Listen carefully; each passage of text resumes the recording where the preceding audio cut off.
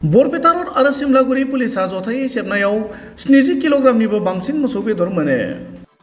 1 जुलाइ मंगलबारखालि आसामनि मोनफ्रोमबो जिल्लानि गुबुन गुबुन जायगायाव हादरसा सोरखारनि बिथोनजों पुलिस बिफाना मोसौ बेदरनि हेंथायै सेबो। गुबैयै हटेल आरो रेस्टुरेन्टफोराव आयेन बेरेखायै मोसौ बेदर फाननायनि हेंथायै गोख्रों नोजोर होनायजों लोगोसे बेखौ होबथानायनि थाखाय पुलिस बिफाननिफ्राय सेबो। हादरसानि गुबुन गुबुन जायगायाव सेबनाय बादिनो बरपेटा रड थानानि एसआइ श्यामल ज्योति सयकियानि दैदेननाय पुलिसनि मोनसे हानजाया हटेल जान्नात आरो हटेल डलफिनआव सेबनानै गोबां बिबांनि सन्देह गोनां बेदरखौ मोनो। बेबादिनो 27 नं हादरारि राजा लामा खाथिनि हाउली हेलेनार पाम्प इटारभिटानि बिस्मिल्ला हटेल आरो मेवाती हटेलनिफ्रायबो गोबां बिबांनि मोसौ बेदर मोनो।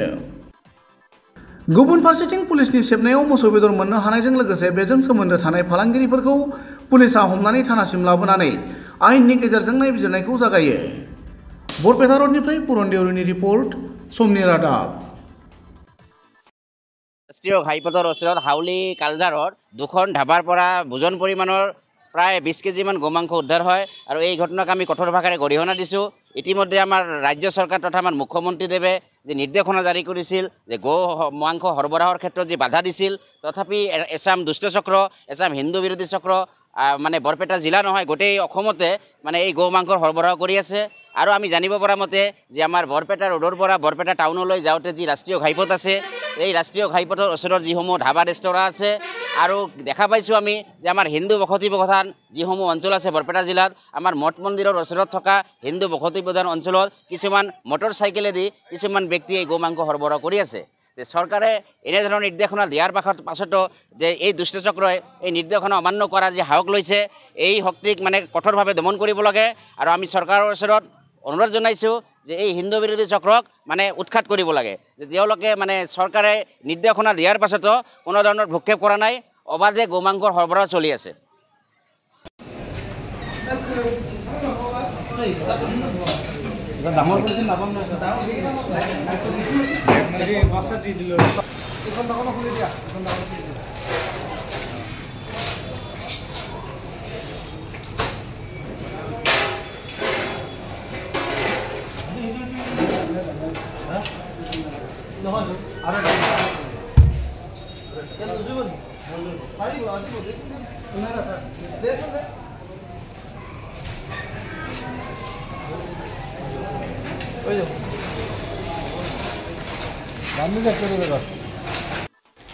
এগুলা কি হেৰি পেকেটিং নেকি?